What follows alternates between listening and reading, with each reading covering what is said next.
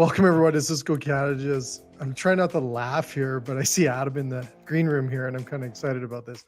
Welcome everyone to Legal Bites, our first episode of Legal Bites. Really, we're about navigating the food service and hospitality law in Canada. I actually think this is the first law food service show, legal show. I don't know how you say it. We'll ask Adam. Ever in the industry. Adam, we're actually probably breaking world. I don't know. It's like the first time ever. This is the first time ever. So I'm going to bring in Adam, this gentleman into this into the show. That is one of the best, if not the best, legal expert, advised person. I don't know how you say it in the industry when it comes to food service and hospitality. So Adam, welcome to our show. Thank you so much. To your Jade. show. Yeah, it's my welcome show. To your show. You've got me on as a guest, and I'm sitting there going, hold on a second. Yeah, no. It's your show. Well, Jade, you are welcome to be on Legal Bites, and thank you so much for joining us today on Legal Bites. This is cool. This is so cool. This is so cool. Let's turn down the tunes because we got to hear your amazing. They were great. I love here. those tunes. Yeah. You like that? That's going to be our theme song. That keeps us hip. That keeps us hip. Hip. Dude, I've got the old man, like cool vibes going over here. You know, we've been doing this for a long time, Jay. We've been in the industry for 31 years doing food and beverage law, helping. 31 years? Yeah, I know. I'm only 35. I was one of those like child proteges. I got my first law degree when I was 7. And as a result, you know, I still look this young and this good. But, very excited to be doing this show. And you're right, it's something that's been lacking in the industry. I truly believe that people need access to information and education on a real-time basis as the law changes. You know, we just had a bulletin that just came through today, like 5 minutes ago while we were in the green room from the Alcohol and Gaming Commission, changing the regulations with respect to those little gaming machines that you've seen in some restaurants and bars, right? So this is the type of information that I think is so important to get out, and this is what we want to get out to our audience. What we're hoping to do is to have some fun while we're doing it, so that it's not a boring, you know, like a typical like the TV law show shows? where people are pursuant to Regulation 742 of 158 in Act so and so. You know, and people are asleep before you get to it. It's like you can now do this, you know, or you can no longer do that. Stop doing that shit. It'll be like one of those. It will be the new app to put you to sleep. We don't want that. We don't want that. So Adam, so over the 31 years you've been doing, so it's got to change a lot. The law in this industry has got to change enormously over those years. Yeah, there's a number of things that happen. As people's tastes and people's desires and people's expectations change, so do the laws. And unfortunately, the laws are usually lagging far behind. And we as activists in this community have to be the ones that are constantly pushing the envelope to try and get the government to catch up to the times. This is a perfect segue to what we wanted to talk about first, which is the whole thing about cannabis and alcohol. Mm-hmm. Yeah. If you recall, when we did that teaser last week at the, by the way, that was a great show at the restaurant show at the Enbridge Conference. What an amazing time. We had so much fun there. Everybody was out. It was good to see all the people going out. It was busy too. So busy. I couldn't believe what the Cisco booth was doing. It was great, but everybody just seemed to have so many people, and everybody wanted to learn what's going on in the industry. And one of the questions that kept coming up for us is, you know, in terms of cannabis and alcohol, what's permitted and what's not? And I said, you're going to have to listen to our first episode for me to tell you. And so here we are at the first episode. So I guess I have to deliver on my promise, right, Jay? Yes, you do. Yes, you do. Good. Okay. So in 2018, the government of Canada changed the laws and made cannabis consumption, possession, and sales legal in Canada. They basically downloaded the responsibility for the regulations and the operations to each province. And then each province made its own decision whether or not they would allow private businesses to open or if the province itself would control the sales. So provinces like Ontario, Alberta, Saskatchewan, BC, they decided to let private enterprise run it. Provinces like Quebec decided to keep cannabis sales government run, and now you can only get really? cannabis. Yeah. So it's a combination public-private model. The federal government gave each province the option in terms of what to do. So the first change and the first thing that was allowed was cannabis, like the flower, the dried flower. So you can go into a store and buy flower. There was no issues with flower because it comes under the same jurisdictions as tobacco, and each province operates it under its Smoke-Free Act, right? Ontario has the Smoke-Free Ontario Act, and every other province has it. So you can't smoke in any establishment, whether it's licensed or not. You can't smoke in an office, you can't smoke in a studio, you can't smoke in a green room. You can only smoke outdoors and so many meters away from the front door of the premises. Similarly, cannabis, when it first came out, fell under the same rules. So you couldn't smoke it anywhere you couldn't smoke cigarettes. So for restaurant owners, there really was no concern because nothing changed. However, they came out with Cannabis 2.0 in 2020, I believe.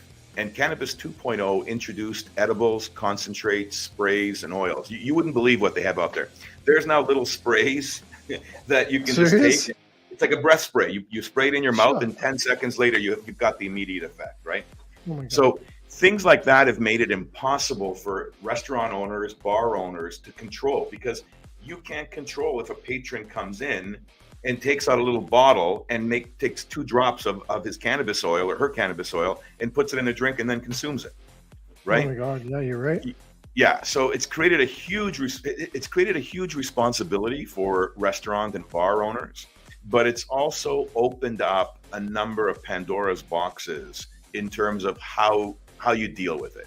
One of the biggest questions we get as lawyers from our clients is, what do you do if your employees are permitted, say, to go on a smoke break, but instead of smoking a cigarette, they smoke a joint?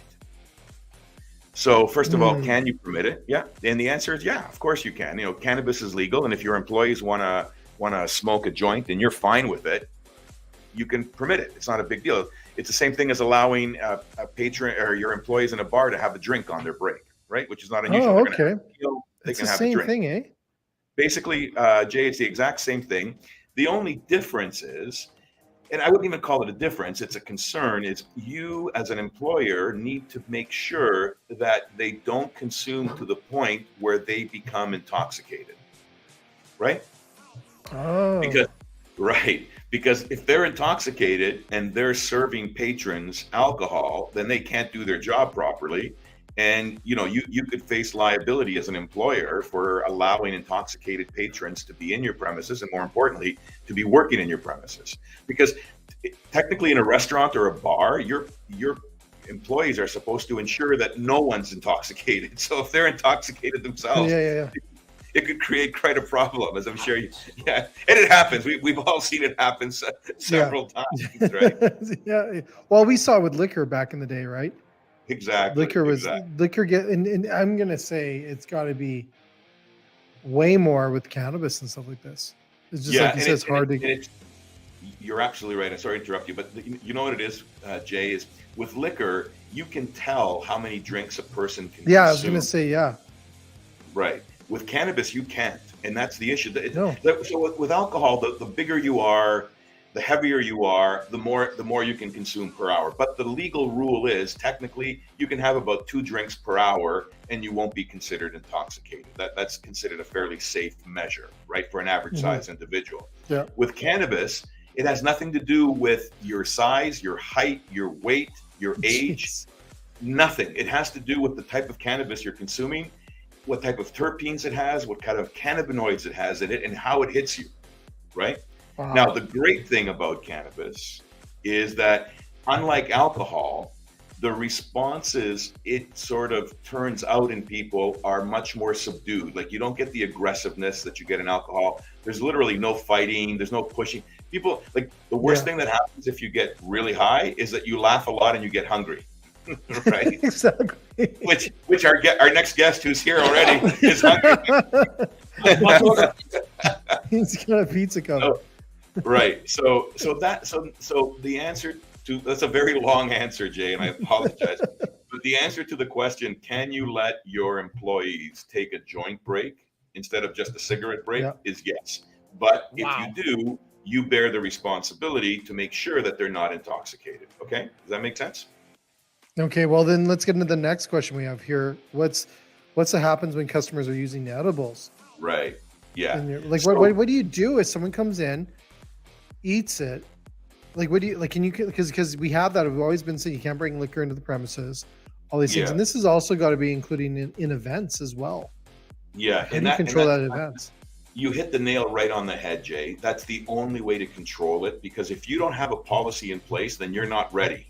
And and your policy should be just like with the alcohol. You know, we don't permit alcohol, we don't permit cannabis, and that way you don't have to worry about a patron getting high and being intoxicated. And I say this for more than one reason, because if you have a policy that says no outside cannabis, or we don't permit any cannabis or any other drugs of any kind, because now people are walking around with mushrooms, there's a whole bunch of stuff. And if you're in Alberta, they just legalized, I think, cocaine, right? They're working on it, yeah. So you have to have a policy if you don't want people consuming it. And I wouldn't suggest that you allow people to consume it, I'll be honest with you, because then it's just too difficult to monitor, right? You're now taking on responsibility for something you're not selling. So you're not making any money from it. Why would you allow it to go on in your premises? So first of all, put a policy in place so that if something happens and someone becomes intoxicated because they consumed a gummy bear or a brownie or whatever in your place, you can say, hey, I had a policy in place. My policy clearly states there's no cannabis permitted, but I can't control these people. If they're hiding it and they sneak it out at one point when someone's not looking and pop the gummy bear, like how can you possibly police that, right? It would be very difficult. And I think from a due diligence point of view, you're good. So thank you for that. The other question I want to have here that is the biggest question that we get almost every week. Can you infuse it into food and drinks as a restaurateur or a club owner? Can you do that? Can you put it into, like in Edmonton here, they're trying to make it where it's in food and on menus. Is that possible? So at this point in time, you need a license to sell cannabis, whatever form it's in, whether it's in concentrate, oil, or flour. So if you take cannabis oil and you infuse beverages with it, or you infuse food with it, Jay, and then resell it, then technically you're selling cannabis without a license, and you could be subject to a huge charge, and with potentially, I'm not sure what the actual term is, but they treat it very seriously. It could be up to 10 years in jail, right? So I think you need to be careful. Yeah, you may need a lawyer fast if you try that. So the recommendation is, if you don't have a license to sell, I wouldn't consider infusing. Now that's not to say that won't change. We've seen an onset of consumption lounges already starting here in Ontario, where people what's that? are what's a consumption? So what's a consumption lounge? That's my question. It's a great question, Jay. What is so it? A consumption lounge is somewhere where you can go in and legally consume cannabis. Oh, okay. Does that make sense? So if you are a retailer of cannabis, then you're authorized to sell cannabis. If you have some space in your store or a patio outside, you can set it up. And if a person decides they want to purchase a beverage and drink it, and if you're okay with it and you're not worried about the liability, then you could allow them to consume the consume the cannabis beverage at your premise. That would technically be considered a consumption lounge. Really? Yeah. Again, the moment you do that, though, you run into the same issues with respect, do you have insurance coverage for it? Which is a huge one, right? Because what if the person consumes it, becomes intoxicated, then gets in their car and drives off? At that point, there could be vicarious liability, and you need to be careful for that. And most retailers, I don't think, are insured for that, because consumption lounges technically aren't something that have been approved as of yet. But what I was getting at, though, Jay, is as we start to see these sort of consumption lounges, quasi-consumption lounges coming up, it's only a matter of time before we start to see some kind of license come up for restaurants to be able to infuse their food and drinks with cannabis as well. It's got to be. Is that provincial then? Would that be provincial then, Adam? Like those decisions being. Yeah, that's a good question. I think the change would have to come to the Cannabis Act, which is federal, and then it would trickle down to the province. So what the government has done is they've set the act, they set the rules, and then they allow the Yep. provinces to set the regulations for the actual Oh, carrying out. okay. Okay. Okay. Makes sense. Makes sense. Yeah. Does that change per city? Like the city can get influence? No, it would decisions? it would be per province. It would be Per per province? province. Okay. So Yeah. the city can't say, no, we're not going to do it here. If the province says you do it, you can do it. The cities, municipalities have one option, and that is to opt in or out. We've just found out, like, Oh, minutes ago really? on the podcast. Yeah. So in Toronto, for example, or in Ontario, Toronto was in, but Mississauga was out, and you couldn't open up a store in Mississauga. Today, Mississauga Council, from what I understand, voted to approve it, so it's just been approved. So you're going to see it's going to be like a gold rush now in Mississauga with people opening up stores there. Serious? Yeah. Wow. There we go. Well, let's get in some of the. So we have a lot of things that are new in the industry, and you said what's new in the industry? No, Nubu. It's Nubu. Oh yeah. So we're lucky. I mean, look. So I've been saying this for years. If you look around North America and the North America restaurant market, Canada is becoming a leader in the culinary side of things. They've been leaders in the nightclub industry for years, and I think we've been number 1 or 2 behind, Miami and Vegas, and that's serious. Yeah.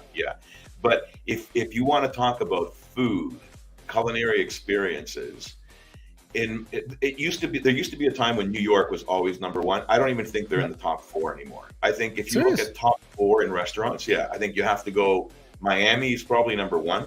Las Vegas is number 2. Toronto, I would put at number 3, and Chicago at number 4. Montreal. Yeah. And Montreal, Montreal's up there. Yeah, Montreal comes in there. And so just to give you an idea, this month alone, we have a number of announcements coming out of Toronto and Canada. Nobu, that famous sushi restaurant out of New York, which has a celebrity ownership, they're opening up their first store in Canada. It's going to be in Toronto. So everybody's really excited about that. Anybody who loves sushi knows how good Nobu is. Milos, which is a Montreal chain that started 43 years ago, and it's one of my favorite restaurants in Montreal. They serve Mediterranean and Greek food. They have 9 locations worldwide. They're in Miami. They're in Athens at the Athens Hilton. They're in New York. They're in Las Vegas. They're in London. They're in Los Cabos. They even have one that's called Milos at Sea that's on a boat that just travels around. Serious? Yeah, but they've announced they're opening up here in Toronto. So everybody's looking forward to that. That's going to be a terrific addition to Toronto. There's a new Brazilian steakhouse that's coming to town, and it's called Fogo de Chão. Fogo de Chão. Yeah, it's actually pronounced Chão. Oh. Yeah.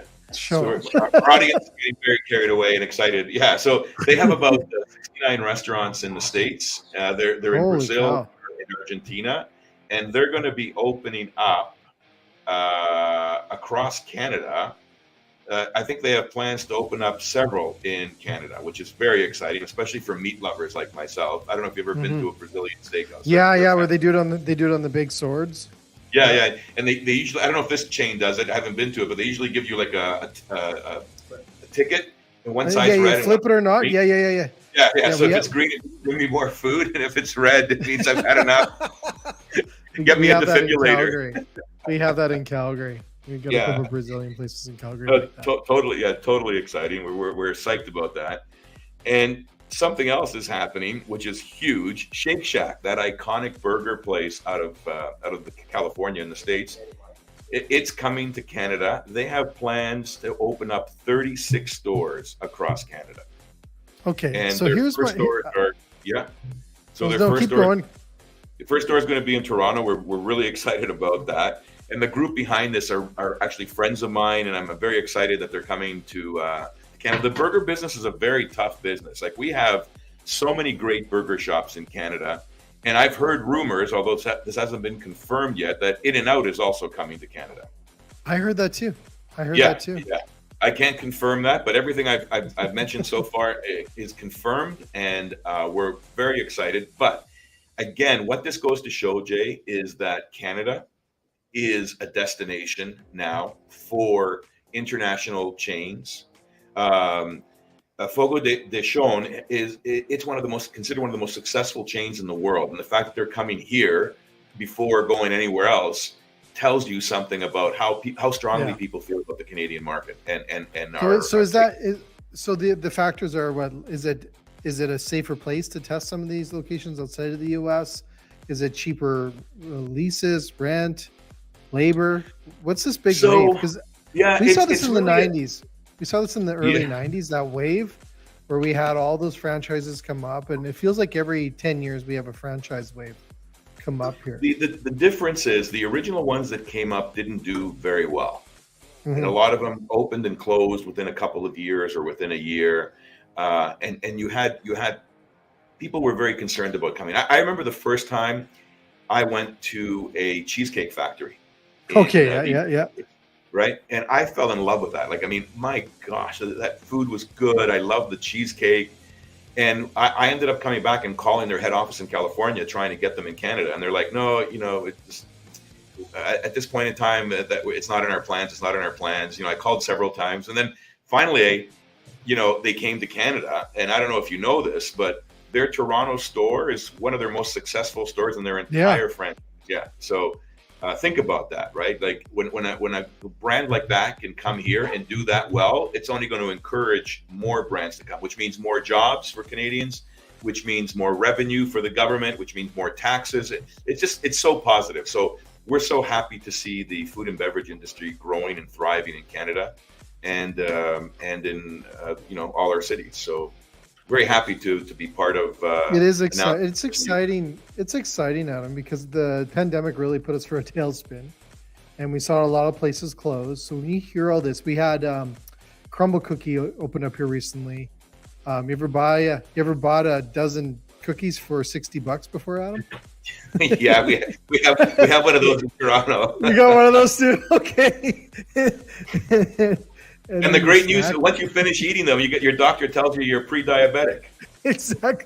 Comes with a doctor's note as well. Yeah, I couldn't eat them. I had to stare at them because I can't eat sugar anymore. Yeah. But I was looking at them and I'm like, my God, they look so good. They look so good. Jay, that's the problem. Like once you start to become a little bit more mature, like you and I, as you get together with your friends, I remember at the restaurant show, you and I are talking about our cholesterol and our blood pressure. It's like, there wasn't long ago that we used to get together and talk about actually interesting subjects. Now we're talking about what pills we're taking for our blood pressure. Well, are you on hard pills? Yes, me too. Yeah. Okay. You're part of the club. Yeah. It's hilarious. It's so funny. And it's actually sad. Jay, speaking of sad, I think it's a fantastic opportunity to introduce I don't walk into this. So I want to just before I introduce you to my guest, I want to preface it by saying I have my own theme song. He's got his own. He's walking into his own music. Jay, hold it. Can you hear that? Is that how it goes? So let me bring in Scott. Yeah, we're all there. All right, and this segment is sponsored by Blood Orange Crimson. So Scott was so I didn't start out doing food and beverage. Scott, can you get into the picture? Yeah, I'm here. Okay, I'm going to go behind you. Perfect.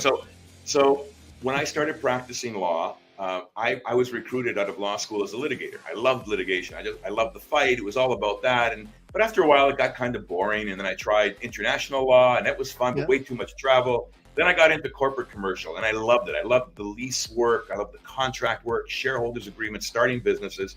And then Scott was referred to me by a mutual friend, and he was my first nightclub client.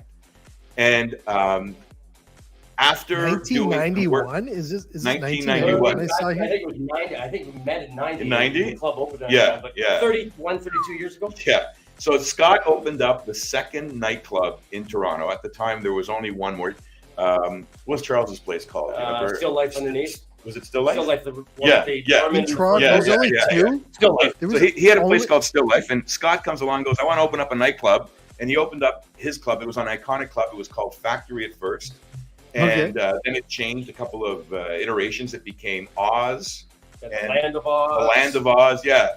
It was a fantastic nightclub. And then a second nightclub opened up called Limelight. Yeah, that's easy. Yes, and then we started acting for that club, and it went from one nightclub to 2 to 80, and suddenly we became immersed in the food and beverage industry, And we had fantastic clients. We had great results. And I thought, how fitting for our first guest for episode 1, season 1, to bring on the first client who took us into the nightclub industry, Mr. Scott Fraser. Anyway, thanks, welcome, Scott.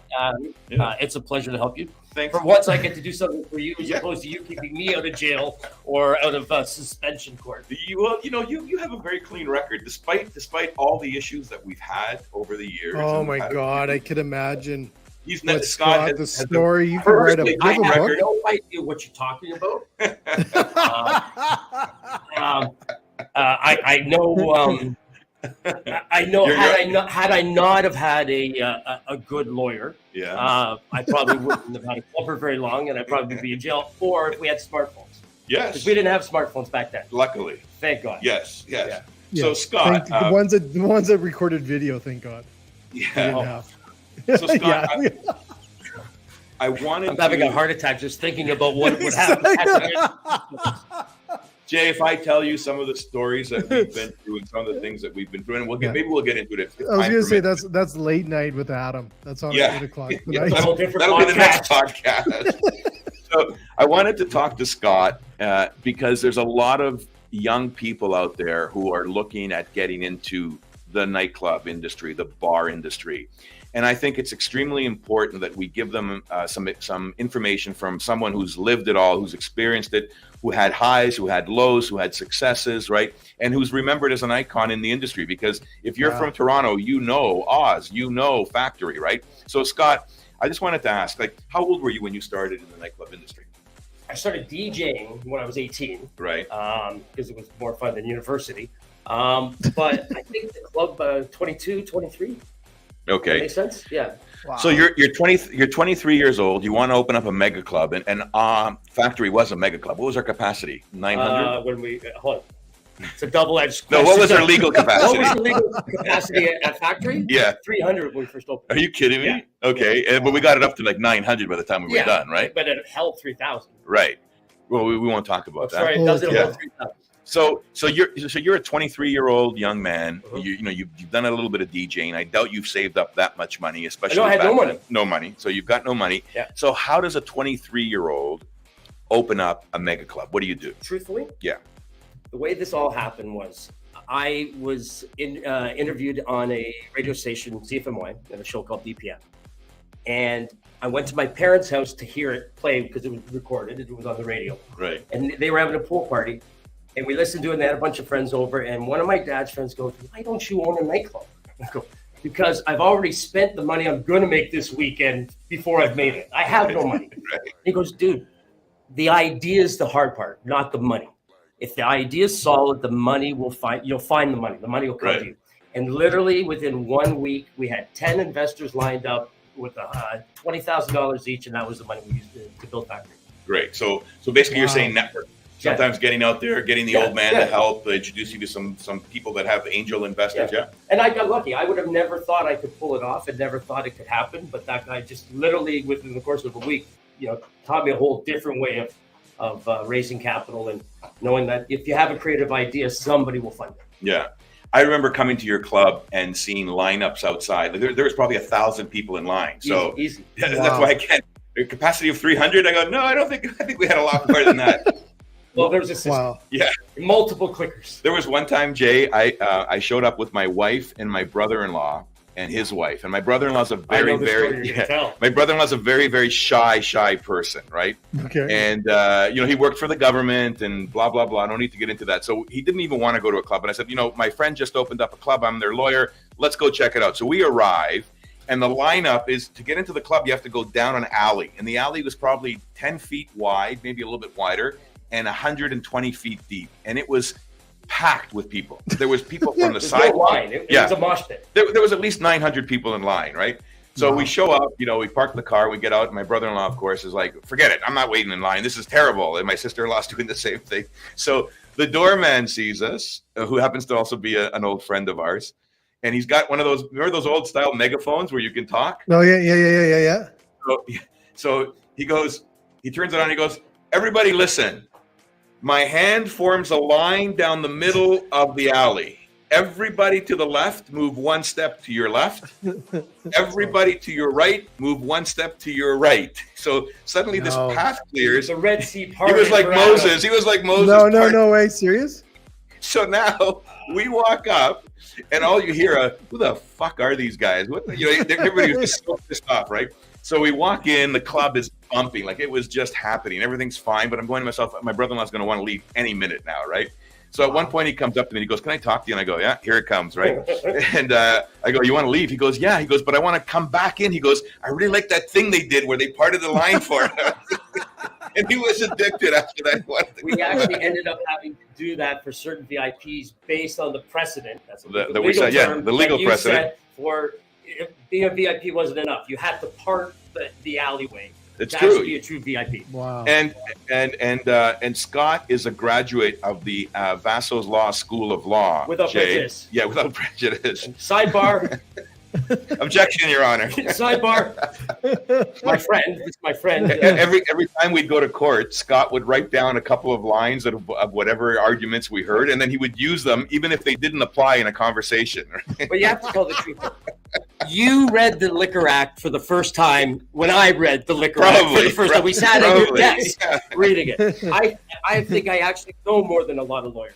You probably do. You probably do. Yeah. I just have a greater I think I have like a photographic memory, so I'm able to pull things up, which really frustrates the shit out of a lot of people. But anyways, I want to get back to the secrets of your success. So if you were going to point, Scott, to one thing, and if you were giving advice now to a new bar owner or nightclub owner, what would you tell them is probably the most important aspect? Like what would you say is key and instrumental in running a successful nightclub?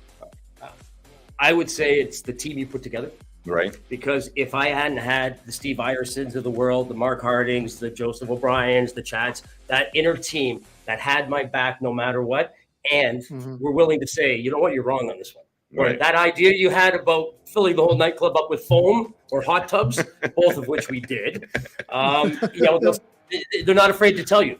So the reality to me is, if you understand your own skill sets, you can't do everything. Just make sure you have a good team of people around you. You can always change the music. You can always change the part. You can always change that, but you can't change your infrastructure. Yeah, that's great advice. So basically, have a strong team. Yeah, and that's all I got. No, that's good. And if you were gonna, if you made one mistake, if you wanted to help someone avoid one mistake, what would you say you should avoid? What's one mistake that you made that if you were going to do it all over again, you would watch out for this? There's certain government officials that you could not tell them you make more money in one night than they make in a year. That's true. That's true. Yeah. That led to a full-on SWAT raid. I remember. I was going to say. Your office had the investigators. Yeah. Oh my gosh. Yeah. I've done some stupid things in my life that might have been the most fun stupid thing. I think it's great advice. So I think tools for success: make sure you have a strong team around you, and I think that team not only has to include management, but you also have to have a really good lawyer and a great accountant. I tell that to everybody. Those are two of the most important professionals. If your lawyer and your accountant are your friends. And I remember being at your club sometimes when inspectors would show up and they'd say, you're going to have to call your lawyer tomorrow. And you got to have to call him. He's right here. In fairness, though, you weren't a great liquor board lawyer when you started. We just trained you. Yeah. Well, you learn. You learn quickly. Yeah. It's called on the job training. Yeah. So Scott, I have a question. I have a question for Scott. I have a question for Scott. So, because I ran a club too back in the day as well. I ran a club for a few years. What was it called? It was called The Firm. Surprisingly, it was called The Firm. The Firm. I like it. It was The Firm. And hey, I brought Snoop Dogg to Red Deer, buddy. Wow, that's pretty impressive. That's not bad, eh? We didn't make any money on it, by the way. But one of the things. Well, you want to ask a question? Sorry. I have a question for you, though, Scott. I have a question before you get into that.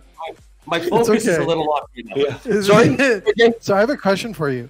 So if you thought of all those times your, government officials, the law was placed in there, did that really change what you were doing? Did that help what they were suggesting or was it really a help of them preventing what had happened? Because you probably have 1,000 stories going, I paid this, but it didn't make a difference. There were certain police officers of certain divisions that specialized in kind of the vice and that kind. Those guys were the most helpful because they're the ones that said, we're going to give you a piece of rope. Don't screw us around. Don't fuck us over. You know, do what we tell you when we tell you, and we're not going to bust your balls because of this, that, or the other thing.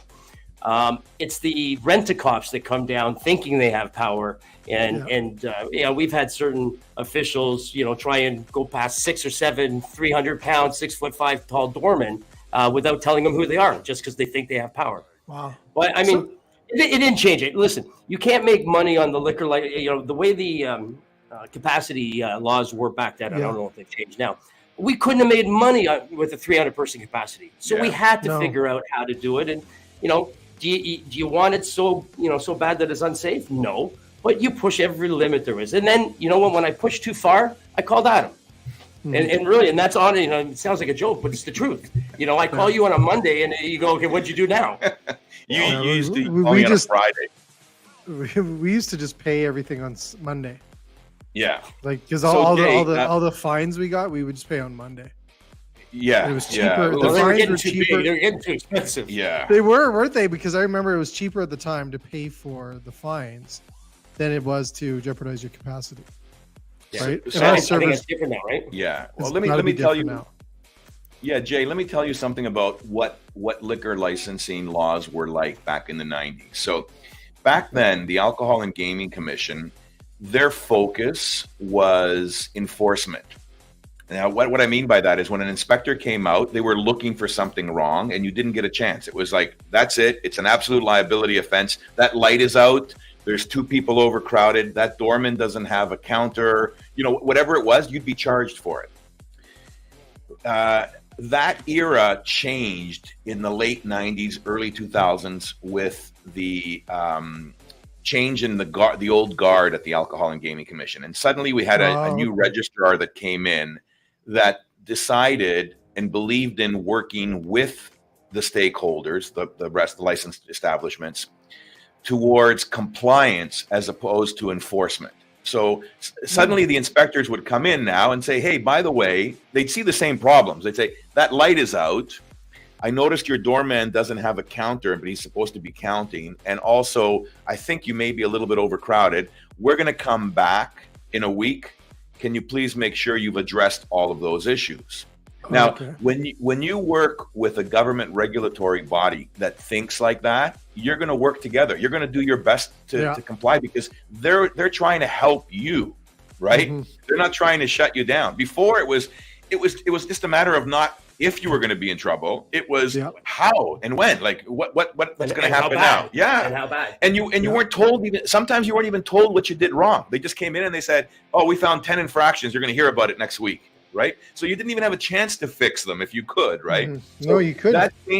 That change of guard at the Alcohol and Gaming Commission, I'm happy to say that I think the main person behind that is still there. He did an amazing job, but the entire Alcohol and Gaming Commission bought into it from top to bottom because you know everybody needs to be that way. You can't just have the lawyers at the commission or the inspectors or the regulators or the license issuers, right? Everybody needs to be on the same page. Mm-hmm. So I think that's the biggest change from the time that Scott ran that club to today. Is today you're not at odds all the time with the inspectors or with the HECO. You're actually working with them. You're working together. Like you can call them up and say, I'm having this issue. How can you help me? And they'll go, hey, we'll come over and take a look. And not only will we take a look, but we'll train your staff. We'll talk to your staff about how they can do better safety control or crowd management or how we can avoid intoxication. You know, the big 3. And I think that's the biggest difference in how things work. And as I said, it's not level, it's all levels. Adam, have you seen an improvement then from the operator side for restaurants and bars and clubs and stuff, changing their mindset as well? Because operators are business people, and at the end of the day, they want to be good neighbors, but they also want to make money, right? Yeah. So they know that the more they comply, the better the operator they are, the less issues they have, the less visits they'll have, right? So people comply. Like now, it's crazy. Like. It can be the smallest thing that an inspector finds, and I get the calls going, we need to fix this right away. You know, and I'm going, it's not such a big deal, you know? No, the inspector came in and I didn't have the pregnancy sign saying that it's dangerous to drink. And it's like, okay, we'll get you one. I want it right now, you know? But as a business owner, if we know the inspectors want to help us and they're not out to attack us and hurt us, like inspectors now don't come rolling in with cameras and video cameras and police backup and escorts. It's like, you're not coming to tell me how to be a better operator and how to be a better liquor server or seller. You're telling me that you're going to come and punish me. Yeah. You know? And obviously you have to have punishments when people don't follow the rules. Absolutely. But those should be isolated. That should be the number one. Right. That should be the end, you know, your last chance. I think the best way to sum it up is to say that previously operators were treated like criminals. There was no gray area. You know, you were either a good operator or you were a criminal, and you were treated that way. Now they treat you like a business person, and they give you the opportunity to be compliant, and it's your choice. And they're not to say that it's all gone away. There's still problematic places out there, and you hear about them, you know, and they're usually the ones that have the unfortunate, you know, situations where there's a shooting or a stabbing or something because they weren't following protocol. So they still exist. It's really interesting. So I have another question here, and it's kind of a little bit off the legal stuff on this, but to Scott again. Scott, just recently I think it was about November, I had a show. I had one of the shows with Vancouver's first dry bar. What's your take on these dry bars that are coming into the marketplace where there's no when you refer to a dry bar, you're talking non-alcoholic? Non-alcohol bars, yeah. I had Vancouver. Funny. I started DJing in the 80s in a non-alcoholic teen club called Changes in Winnipeg. Okay. Swear to God. And that's how I got into DJing, because I needed I got into DJing because I had to pay my university tuition that my dad had given me and I had spent at the bar in the 2 months coming up to September. So, no, you know what? There's kids. My kids don't drink anywhere near, and I don't drink a lot, but my kids don't drink anywhere near the extent that we grew up and drank. It's a different culture now. Yeah, it truly is. Yeah. Is this going to open up a different nightclub scene, do you think? They smoke cannabis a lot more. They have their things, but alcohol isn't it. Yeah. And that's going to change, I think, a lot of things as well, as we see this new lifestyle of non-drinking, using cannabis, using different means. I think it's going to change things a little bit. Do you think clubs will still be around for a long time? Well, yes, because clubs have been non-alcoholic for a long time at late night because they're just drinking bottled water and you know. So you don't need the alcohol for a club. If you're getting now in our day, $10 cover charge was huge. We charged $20 for Todd Terry on a long weekend, and I lost sleep for 3 days thinking nobody's going to show up because nobody's paying $20 to see, despite the fact he was the best DJ in the world at the time. Now you're paying 50, 60, 70, 100 bucks to get into Rebel. Yeah. You know, so serious cover charge of $100. It's now much more about the music and people are willing to pay for the privilege. It's become sophisticated, Jay. Yeah, it's a complete change. And I think do we have time? I know we've gone over. Should we keep going or you want to? Yeah, keep going. We'll just keep going. This whole concept of nightclubs and, you know, what happens to them, you know, it's a big topic right now. And so Scott's Club, let me give you an idea. Scott's Club was in an area of Toronto that at that time was being used for storage. Landlords were getting 25 cents a square foot in downtown Toronto for their spaces for storage. Yeah, remember? We were 10,000. The factory was 10,000 square feet, and the rent was $1,800 a month. Yeah, it was $1 a square foot. What? So So I think we got it. We negotiated at least for either $10 or $18 a square foot. It was ridiculously low. Yeah, and so then what ends up happening is, you know, people see, okay, there's 2 nightclubs in the area. They're doing well. 3 open up, a 4th, a 5th, a 10th, a 20th. And before you know it, rents have gone up. Like just in the time that Scott had his nightclub, rents went from $10 a square foot to $25 a square foot. Our monthly rent when we closed in 96 or 97 was $68,000 a month. Yeah. So and we started for the same space at under $2,000. Yeah. So think about it. Like, you know, we're talking about thousands of % increase in rent, all brought about by the entertainment industry. And that area was derelict. Windows were closed. Places were shuttered. It was where people would hang out. Yeah, squatters. People were shooting up heroin. It was not the safest place or the nicest place in Toronto. The entertainment industry, people like Scott and the rest of the group, they changed it. Overnight, they changed it to the point where now people wanted to live there. We had 89 There nightclubs. was where Nobu How many is and nightclubs? behind there. That was all parking lots. Yeah. Parking lots and railroad tracks. So all of a sudden, it becomes the place to be, the cool place to be. So all people start building condos. Everywhere you look, condos. Clubs were closing so that a condo club can go up, right?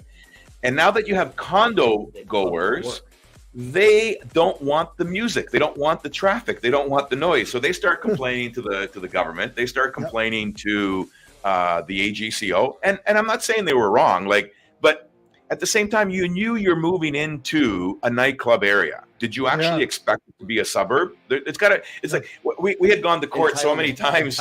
We had gone to court with so many times with these tenants. And I would say, look, I appreciate where you're coming from because I think you're entitled to a good night's sleep. No doubt about that. Yeah. But to say that there shouldn't be any nightclubs allowed when you came into the area, I said to them, if you bought a house close to the airport, would you turn around and ask the airport to stop having planes I do think landing? People could do that. Yeah. No, but I mean, it makes it's not rational. It's not a rational notion to me, right? So what happens? The clubs are forced to close down. We went from 89 nightclubs back down to 4. And they started to move out west, like King West. The problem, though, Jay, you may ask, was there a problem?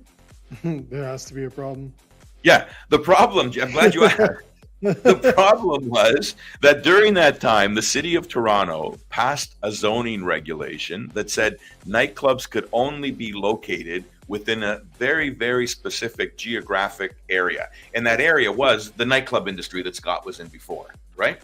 So now you want to open up something outside of that area, you can't because you won't get an entertainment license.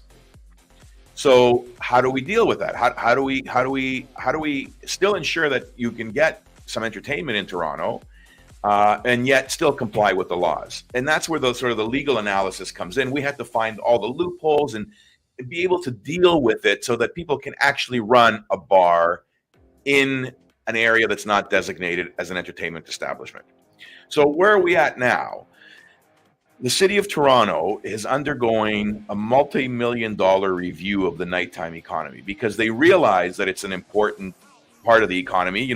Tourism brings in billions of dollars to Ontario, and what people come here for is the nighttime. They come here for the clubs, the bars, the restaurants. They come for that entertainment scene, the music, right? But it's unfortunately what the city is trying to do is come up with a definition now for a nightclub and a definition for a restaurant so that they can give better zoning bylaws to stop restaurants from becoming nightclubs. Yeah. And so I was on this meeting with them last week and I said, it's great that you're doing this, but this should have been done in 1990, not today. Because today we have what's called a hybrid. We have restaurants that operate from the time they open. Let's say they open at 11 o'clock in the afternoon until 11 o'clock at night, until midnight. They operate as a full-on restaurant. And it could be a Michelin star restaurant, right? Like they're serving fantastic food, great drinks. But at 12 o'clock, they don't want to lose their customers. It's a very competitive market. So you don't want people leaving. So what they do is they bring in a nice DJ. They'll have some music. They'll have a really great cocktail menu, and people stay. So now it has an entertainment component from 12 o'clock till 2 o'clock. So what is it? Is it a nightclub or is it a restaurant, right? And that's what this whole study is about. And I'm saying, who cares? Why are we trying to put labels and definitions on things? Wasn't there something in the that you couldn't have a restaurant couldn't allow dancing? Yeah, it was not dancing. It couldn't have a dance floor that was greater than 6 feet, 6% of its gross. Personally, I think they should have just taken Ontario Place and turned it into a massive entertainment zone. That's one way to do it, and I don't disagree. Call it Sin City, right? Anyways, I don't want to get into that. We're going to start talking about the Islanders. You know what? I just thought of that. So I tell the city, look, instead of trying to define old concepts, restaurants, nightclubs, you're wasting your time, and you're trying to put a square peg in a round hole. Why don't we just say, depending on the type of establishment that you're going to operate, you're going to have to abide by certain conditions. So we can look at things like occupancy. We can look at things like music, noise. We can look at things like hours of operation. So if you're a restaurant cafe and you open 8 a.m. to 8 p.m., you're going to fall into zero concern category. So you don't have to worry about anything. You can just operate, do your thing. But if you're going to be a restaurant that is going to have a capacity of 300 people, and at midnight you're going to play music, then you should know that you can do that. It should be legal to do that, but you should have to follow by certain rules and regulations with respect to soundproofing, because you shouldn't be a nuisance to your neighbor. You shouldn't keep your neighbors up, right? So instead of saying you can't be a nightclub outside of this area, they should say, if you want to play loud music and if you're going to have a capacity of 300 or more people, you need to do the following. Number one, you need to put in some soundproofing. It's not that difficult to do, and it's not that expensive. Number two, you need to have an exit plan, a security plan, a safety plan, so that when people leave, you have people out there to make sure they go to their cars or they go to their Ubers properly and aren't causing a nuisance for the neighbors. This way, you're allowing business to thrive and continue without restricting them, and you're protecting the neighborhood. I was in Ibiza recently. Have you been to Ibiza? Okay. So I think I have. Yeah, there's a club called Pasha that I've been to that's in the middle of a kind of like a residential area. It has a capacity of 10,000 people, Jay. And you know what? Jeez. You can't hear a thing. It's Really? soundproof, so great. Yeah. So I was talking to a cop outside one day when I was down there, and I said, how is it that you guys can have 10,000 people right next door to my hotel, and I can't hear a thing, nor do I see any problems on the street? And he goes, sir, I'm going to tell you one very simple thing. Here in Spain, our laws require that anybody who consumes alcohol is responsible for their own behavior. So if someone leaves an establishment and is drunk, he's going to get a ticket. If someone leaves an establishment and starts a fight and starts yelling and screaming and disturbing neighbors, he's going to get a ticket. And those tickets are 1,000 euros. And 1,000 euros is what those people make in a month. So here's a novel concept to Toronto and Toronto police. Instead of holding a nightclub or a bar responsible for a drunk patron, how about making the patron accountable for his own behavior? Because it'll never happen again. As long as I go to a club and I get drunk every weekend and I go out and cause a shitstorm of problems for the residents, and the police stop me and say, you're drunk. Yeah, I'm drunk. And you're causing problems. Yes, I am. Okay, we're going to give a ticket to that restaurant for serving you, right? Can you imagine that if they did that with highway traffic? I'm on the 401 driving at 200 kilometers an hour. I get pulled over and they say to me, sir, you're speeding. I go, yes, I was. Okay, we're going to give the ticket to the Ministry of Transportation. Yeah. Like, what's that going to do? I'll say, great, I'm going to get back in my car and I'm going to continue speeding, right? And that's the problem. It's even worse than that. Now there's Doorman getting charged for taking control of situations so fights don't break out. Right. And there's Doorman getting charged with assault and spending money, going to court, arrest the person. Yeah. And leave the Doorman out of it. And I think the industry agrees that it just needs to be tweaked a little bit to improve. But if you really want to improve it, stop criminalizing things, stop restricting things, make everything legal, but tell us what we need to do in order to do it legally. And I think that's the best way. And also policing has to change. You can't have this policing where, you know why they're not charging, I'll tell you the truth. You know why they're not charging these people? No. Because they don't want to do the paperwork. The paperwork. Yeah, because if they charge someone intoxicated, technically they have to arrest them, right? For his own safety or her own safety. Wow. And the police are like, I don't want to do that. Now, if they don't pay their fines, they could possibly have to go to court, where the police officer would have to be in court. It takes time, right? Yeah. It takes a lot of time. Yeah. They just pop you in a paddy wagon. Yeah, they do it all the time. Yeah, or just give the guy a ticket. Ask him for his ID. Give him a ticket. Let him go. Right. So put him in an Uber and make sure they get home, and away you go. Right. But I think that's the change that we need to see happen here in Ontario. Is number one, start giving clear and concise regulations about where you can operate certain, like the hybrid restaurants, and what you have to do in order to operate them properly so that you're compliant. And number two, start making people more accountable for their actions, and don't blame the restaurants or the bars or the nightclubs for people's behavior. Yeah, and I think that's really good. Sorry, Jay, go ahead. No, I was just going to say, I think that's a really good point, because these operators are dealt with so much stuff lately, and they're dealing with stuff every day. It's a new challenge. I always say it feels like they're in Survivor. They're on an island somewhere, these restaurateurs, and there's a new challenge every day that we're giving them to tackle. We're not restaurateurs. Food cost to laborers. We're firefighters. We just put fires out day after day. Exactly. You know what? Yeah. You know what you need to do, Scott? Here's a if you haven't already, you need to write a book. Oh, well, that's okay. You need to write a book about because I imagine it'd be a bestseller. 2, I think you need to hold. It would have some interesting chapters. Exactly, so it would. Names have been changed to protect the guilty, the innocent.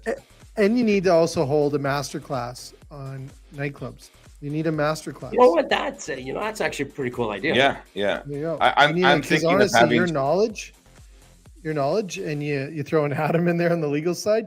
You guys could hold master classes on people learning the business. That would turn into the podcast talking about debauchery and stories. Yeah. Well, welcome to Two Angry White Guys. Yes, absolutely. But you know what? We'll tell you what's wrong with the world. Don't worry about it. You know what? I thought when I was going to come in here, the advice I give is don't get into the nightclub business. You know what? Because it's not a part of our life for the last 31 years. I would change. Look, at the end of the day, if here's the biggest problem that I've seen. Whether it's the city, the police, whether it was the AGCO, it doesn't, the government, whoever it is, when you're trying to regulate an industry, please invite the industry to consult on the regulations, because that's where you're going to learn. You can't learn about the nightclub industry by bringing in homeowners or bringing in the police or bringing in the TTC, right? You need to bring in the industry. You need to bring in the people that go to these establishments, right? Yeah. They're going to tell you what they need in terms of public transportation. They're going to tell you what they need in terms of entertainment, right?